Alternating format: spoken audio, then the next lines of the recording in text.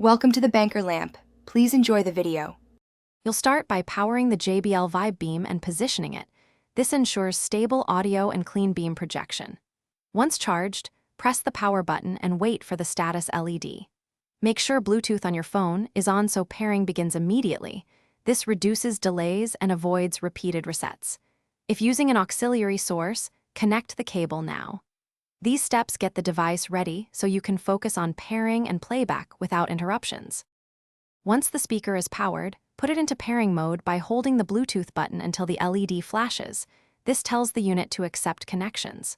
On your phone, choose JBL Vibe Beam from available devices. Make sure you confirm any pairing prompts. If you need lower latency for video, switch to wired AUX or USB-C. This bypasses Bluetooth lag and stabilizes audio. After connected, adjust volume on both device and speaker to protect hearing and get balanced sound. Now play audio and test controls. Use the JBL app or onboard buttons to tweak EQ, beam angle, and brightness so sound matches the room. If playback stutters or pairing drops, make sure distance is under 10 meters and clear obstructions. Once done, try a soft reset by holding power and Bluetooth together.